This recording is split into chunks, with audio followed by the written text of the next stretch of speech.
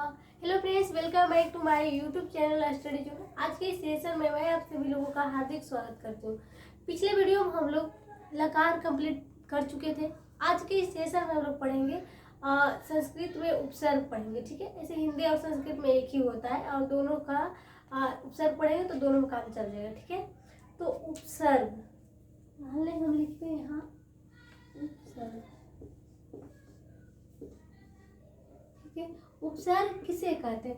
एक आप लोग को पढ़ना है उपसर्ग और दूसरा पढ़ना है प्रत्यय। उपसर्ग जो किसी शब्द के आगे में लगता है उसे उपसर्ग कहते हैं और जो पीछे लगेगा उसे हम प्रत्यय कहते हैं।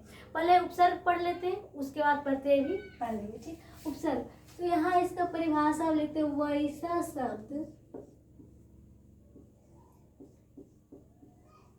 जो प्रारंभ में लगकर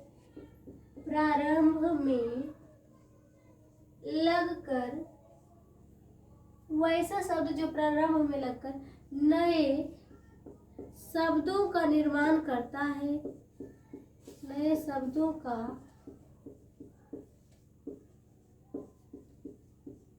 निर्माण करता है, उसे उपसर्ग कहते हैं। उसे उपसर्ग कहते हैं। उपसर्ग एक बहुत ही आसान और इम्पोर्टेंट चैप्टर है। ठीक है, इसको अच्छे से पढ़ेंगे और 3 से 4 नंबर का इससे क्वेश्चन रहता ही रहता है। ठीक, उसके बाद हम लिखते हैं कि संस्कृत हो या हिंदी हो, ठीक, संस्कृत में उपसर्गों की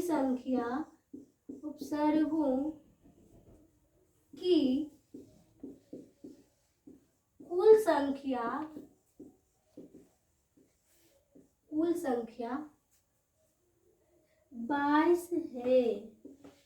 ठीक है, हिंदी में भी उपसर्गों की कुल संख्या 22 ही होता है, संस्कृत में भी बस उतना ही होता है। ठीक, 22 है। कौन है 22? लिखेंगे, पहला लिखते हैं जैसे प्र, 1 नंबर में प्र, 2 नंबर में लिखते हैं प्रति, 3 नंबर में होता है परा और 4 नंबर में होता है परी। उसके बाद 4 हो गया, 5 नंबर में याद रखेंगे सु, हो गया। 6 नंबर में याद रखिए बी, 7 नंबर में याद रखेंगे आप अति, उसके बाद होता है अधि, फिर 9 नंबर में अभी, अगला होता है बी, उसके बाद बी के बाद आगे याद रखेंगे निर, उसके बाद अगला होता है 12 नंबर में निस, 13 नंबर में होता है दूर, 14 दूस, उसके बाद 15 नंबर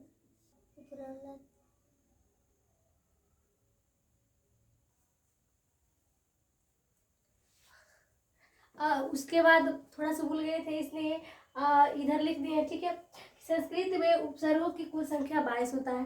पहला हम लिखे प्र, फिर 2 नंबर में परा, 3 परी, प्रति, अब, उप, और ये लिखा हो अब, फिर 8वां लिखा हो अनु, फिर 9वां अपि और 10वां अभी, उसके बाद 11वां अति, 12 नंबर में लिखा हो अधि, फिर होता है सम उपसर्ग। सम में ऊपर में बिंदु लगा रहता है, मतलब संसार संहार इस सब में रहेगा सम उपसर्ग। ठीक, बी है, उसके बाद नि, सु, अनु, फिर आड उपसर्ग निस, निर, दूर और दुस, ये पूरा उपसर्ग है। ठीक है, उसके बाद कुछ प्रीवियस ईयर क्वेश्चन भी देख लेते हैं। जैसे कि 2024 में पूछा गया था कि प्रचारक पद में कौन सा उपसर्ग है। ठीक, उपसर्ग किसे कहते हैं? जो किसी शब्द के आगे में लगा हुआ रहता है, जो आगे में लगा हुआ उसे हम उपसर्ग कहते हैं। इसमें आगे में देखो क्या लगा हुआ है, ऐसे तो प्रच, ऐसे भी कर सकते हैं। यहाँ पे शुरू में प्र लगा हुआ है, ठीक, इसमें जाएगा प्र उपसर्ग। फिर ये संसार में कौन सा उपसर्ग होगा? तो बहुत लोग सोचेंगे स ऊपर में न, संसार सन लिखा हुआ इसमें टिक लगाएंगे, और इसमें लगाएंगे तो आपका गलत हो जाएगा, ठीक। क्योंकि संसार का संधि विच्छेद होता है सम प्लस सार, और इसमें उपसर्ग जाएगा सब, ठीक है। उसका उन्नयन, नयनम में कौन सा उपसर्ग है, तो उन्नयनम में ऊन उपसर्ग नहीं होगा, ठीक है। ऊन उपसर्ग होता ही नहीं है, पढ़ाए ही नहीं, ना ही ऊ उपसर्ग होता है, ठीक। ऊन भी नहीं पढ़ाए, ऊन भी ये वाला भी नहीं होता है, होता है ऊत उपसर्ग। देखिए इधर लिखे होंगे ऊत, ऊत उपसर्ग, पता नहीं कहीं होगा लिखा, ठीक। अब आगे बढ़ते हैं, ठीक। और निवेदनम शब्द में कौन सा उपसर्ग है, निवेदनम में आपका सुर किसे हुआ, नी से, ठीक। तो इसमें आंसर जाएगा नी, नी उपसर्ग, ठीक है। उसके बाद हमारा अगला क्वेश्चन है किस शब्द में परा उपसर्ग है, ठीक है। अब परा उपसर्ग पूछ रहा है तो देखना है कि शुरू में परा किसमें लिखा हुआ, इसमें परा लिखा हुआ, इसमें पर ये तो नहीं होगा, इसमें प्र लिखा हुआ ये भी नहीं होगा। उसके बाद आगे प्रारूप ये तो बिल्कुल नहीं होगा, परा खोज रहा है, शुरू परा आने इसका आंसर ये वाला जाएगा, ठीक। फिर गंगा हिमालयात निसरती के निसरती पद में कौन सा उपसर्ग है, गंगा हिमालय से निकलती है, इसमें निसरती जो लिखा हुआ कौन सा उपसर्ग है, तो निसरत, इसका आंसर जाएगा निस, ठीक है। अगला प्रभाव में कौन सा उपसर्ग है, तो प्रभाव में शुरू में लिखा हुआ परा, तो परा, इसका आंसर जाएगा डी, ठीक। उसके बाद अगला क्वेश्चन है अभिज्ञान शब्द में कौन सा उपसर्ग है, देखिए शुरू में लिखा हुआ अभी, हमें भी खोजना है, इसमें अब लिखा हुआ ये तो नहीं होगा, फिर लिखा हुआ अभिज्ञा, अभी ये सब नहीं होगा, इसका आंसर जाएगा अभी, ठीक। उसके बाद है हमारा अगला क्वेश्चन किस शब्द में परि उपसर्ग है, तो परि खोजना है, इसमें देखिए परि लिखा हुआ, इसमें प्र लिखा हुआ ये तो नहीं होगा, इसमें परा लिखा हुआ ये भी नहीं होगा, प्रति लिखा हुआ शुरू में नहीं होगा, परि खोजना है, शुरू में परि लिखा हुआ तो इसका आंसर ये होना जाएगा, ठीक। फिर विभाती पद में कौन सा उपसर्ग है, उपसर्ग मतलब कि जो शब्द के आगे लगा हुआ, तो शुरू में क्या लगा हुआ, बी लगा हुआ, ठीक है। तो इसका आंसर जाएगा बी, ऑप्शन नंबर सी।